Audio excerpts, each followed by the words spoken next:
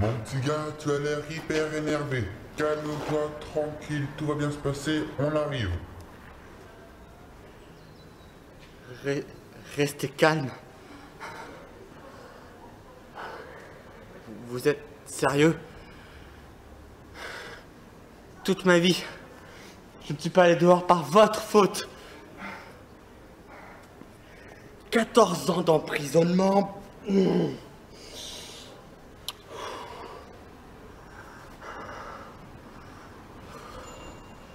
Vous m'avez pris à mes parents. Vous êtes sérieux? J'avais 4 ans.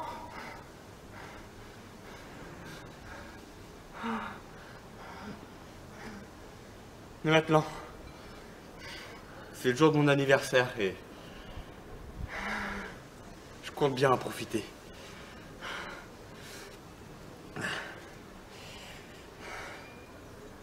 J'ai ici un dossier qui, je crois, vous est très important. Il me concerne, vous le savez. RM. Sûrement mon prénom et mon nom. Je sais pas moi. Richard Martin.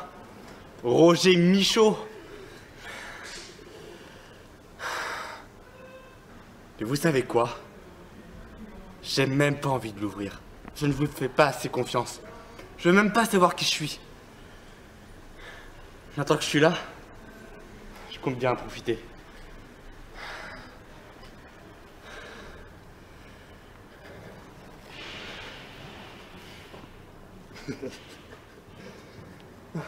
Le héros.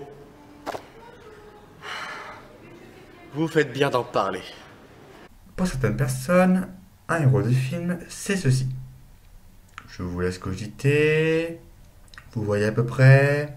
Non? Bon. Pour faire simple, c'est Monsieur Fricos qui est à la recherche du trésor de Monsieur Blindé. Mais avant de se lancer dans l'aventure, Monsieur Economos, un mec qui est venu sans raison particulière. Mais bon, vu qu'il est utile à Monsieur Fricos, il vient forcément avec lui. Logique de film. Puis, en arrivant sur le sentier du pognon, ils se rendent compte que c'est pas facile cette affaire. Cependant, ils vont avancer et Fricos va prendre confiance en lui et surtout conscience qu'on a besoin de lui pour récupérer le trésor de Blindé. Cependant, sur son chemin, il va être tenté de faire son crevard en prévoyant de se barrer avec le trésor. Mais ce n'est qu'en face du trésor et de Monsieur Blindé qu'il va se rendre compte que forcément il faut partager et que Blindé c'est un vrai crevard. Puis il va donner le trésor au plus démuni car il est assez friqué le bonhomme. Il aura la reconnaissance du village et pourra rentrer chez lui pépère. En gros c'est ça le voyage du héros. Pourtant, vous devez savoir que si un film comporte un héros, on retient autant l'importance de l'antagoniste dans le film. Pourtant, si on prend l'antagoniste et qu'on le met au statut du héros, c'est souvent bizarre. Cependant, plus est réussi le méchant, plus réussi sera le film. Cite Alfred Hitchcock. Alors, que signifie cette phrase? Cette phrase signifie tout simplement que le méchant vaut autant que le héros. Même si c'est un enfoiré à l'écran, il est vrai que s'il n'y a plus de méchant, le héros n'a aucune raison d'exister. Ce qui est vrai pour l'un est vrai pour l'autre. Mais aujourd'hui, nous allons mettre d'accord ces deux opposés en parlant d'un film qui traite d'un antagoniste héros. Et je vous préviens, ça va spoiler sévère. Ah ben fallait pas provoquer. Bon, Héros, qu'est-ce que c'est? Déjà, Héros, c'est le nom d'un film, comme vous vous en doutez forcément, qui, ce film justement, traite d'un homme qui est chauffeur de salle et qui un jour pète un câble. Mais il pète tellement un câble qu'il en vient à kidnapper, oui, on dit kidnapper ou enlever, je sais pas, vous choisissez votre nom, je m'en fous, qui vient à kidnapper donc son chanteur préféré, à savoir Clovis Costa. Mais au fur et à mesure, il se rendra compte que ce n'est qu'une doublure. Et il sombre dans la plus grosse folie que peut avoir l'être humain dans ce monde. Et je vous préviens, donc d'abord il y aura du spoiler sévère, mais l'acteur principal c'est Michael Youn. Et Michael Youn, on n'arrête pas d'en entendre parler par le fait déjà par le Morning Live que tout le monde a sûrement adoré à ce moment-là, par ses petits côtés foufou qu'il avait dans les 11 commandements ou d'autres films tels que Fatal ou dans son groupe Fatal Bazooka, tout ça. Ok, il y a tout ça, mais on peut voir qu'il a forcément un putain de jeu d'acteur. Pour ceux qui l'auraient déjà vu, il avait été dans la série Les Bracelets Rouges. Et il avait un rôle pas très rigolo, on va dire quoi.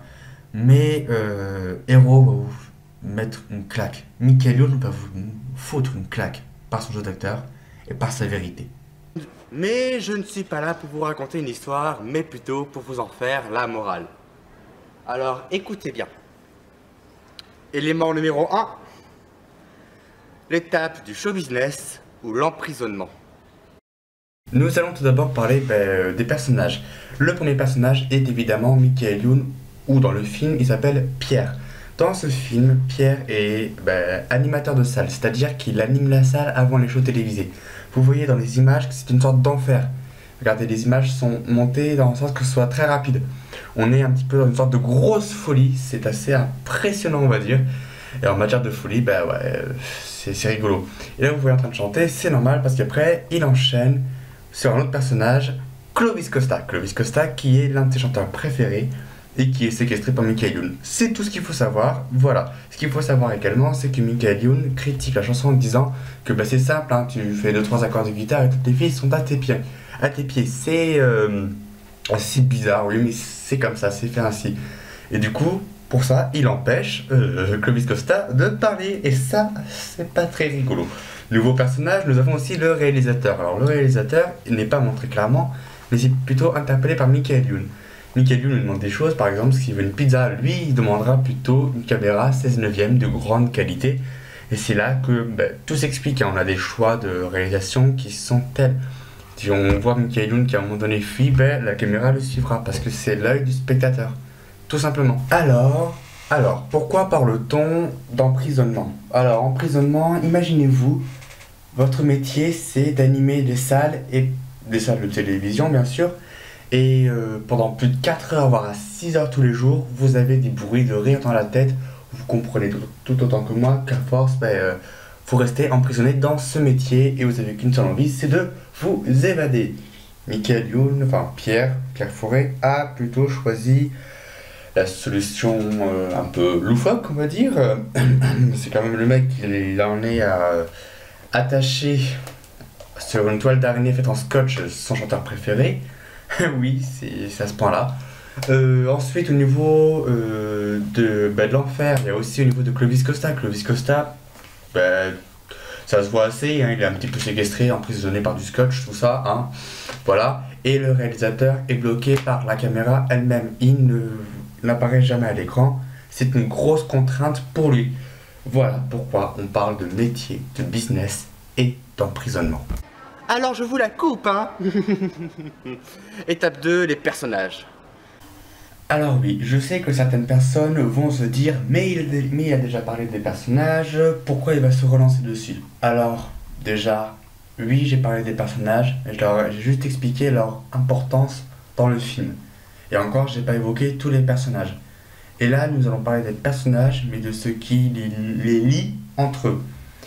Et nous allons commencer non pas par Michael Youn, donc Pierre Fouret, non pas par Clovis Costa, ni même par le réalisateur. Nous allons commencer par l'amour de toujours de Pierre Fouret, à savoir Lisa. Et Lisa est son amour de toujours parce que c'est grâce à elle qu'il a découvert le sport en chambre, on va dire. Voilà. Et ce qui est aussi très important, c'est que Laura hante déjà son esprit, parce que c'est son passé forcément, et Pierre Fouret ne veut pas se détacher de son passé. Et pourtant, quand il veut se rattacher au présent, il se lie à ce qu'il fait, donc au kidnapping. Et ça, il aime pas trop. Du coup, Pierre essaie de se projeter vers l'avenir, à savoir être chanteur. Et oui, vous avez compris le rôle de Clovis Costa là-dedans. Pierre Fouret a toujours voulu être chanteur, faire ce qui lui plaît, mais pas sur commande, comme fait Clovis Costa d'après ce que j'ai pu comprendre. C'est pour ça qu'il l'a kidnappé pour dire voilà, on est pareil, toi, moi, on est pareil, allez vas-y, dis qu'on est pareil s'il te plaît, sinon je te bute, allez vas-y. Non, mais tant pis, bon écoute. Ensuite nous allons pouvoir parler de Clovis Costa. Clovis Costa, ce qui est important là-dedans, c'est que non seulement il agit comme un vrai père avec Pierre, parce que vous verrez dans le film mais Pierre, son père était pas trop présent, on va dire. Ensuite, il joue aussi le rôle de psy envers Pierre. Normal, hein, séquestration, Pierre essaie de lui parler, tout ça, lui confie ses secrets. Mais surtout, ça représente un rêve d'enfant. Et ça, c'est juste hyper important. Ensuite, au niveau le réalisateur. Le réalisateur, c'est nous. Nous sommes le réalisateur. Nous voyons ce qui se passe. Nous voyons ce que Michael veut. Et ce que Michael veut, Michael l'obtient. Donc justement l'explication des petits poissons. Mais bon, ça, je vous laisse vous en faire votre propre avis. Nous allons juste terminer, avant de conclure, sur l'explication de la chanson. Vous verrez à la fin, là, il parle d'une chanson de Clovis Costa qui s'apprête à chanter. De toute façon, je vous spoil un peu, mais bon, je vous l'avais dit que ça spoilerait sévère. Et cette chanson, elle dit tout ce que peut ressentir Pierre à ce moment-là. Tout simplement, c'est juste un rêve de gosse. Elle est hyper importante. Voilà, c'est tout. Ah, bah vous voyez, comme quoi tout est lié. Mais ce n'est pas fini, il ne me reste plus qu'à conclure. Et vous aurez droit à votre petite surprise, ne vous inquiétez pas. Finalement, il est vrai que c'est difficile de développer un antagoniste avec plus d'importance qu'un héros. Cependant, cela est possible. Mais le problème, c'est que le film Héros n'a reçu que 10 000 entrées au Festival de Cannes. Même si c'est celui qui a ouvert la semaine de la critique. Bon, ok, j'avoue que 10 000 entrées, c'est pas beaucoup. Mais vous savez, même s'il y a eu de gros succès sur les films de méchants, les films avec peu de box-office qui sont quelque peu oubliés peuvent servir d'exemple ou d'inspiration pour d'autres. Ok, vous n'avez pas vu le cinéma sous cet angle, mais pourtant il vit ainsi, avec des films qui connaissent un vrai succès et qui le méritent, alors que d'autres, pas du tout. Mais bien sûr, cela est tout à fait réciproque. Et maintenant, je vais enfin On tient les gars, allez, assaut, à l'assaut, Ouah. à l'assaut, à l'assaut. Vous avez fait vite quand même, hein? Bon, il ne me reste plus qu'à appuyer ici et je vous laisse profiter du spectacle.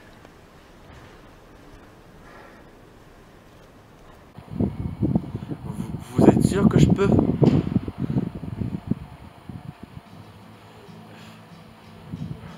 Bon, bah... Merci, Sydney. Merci.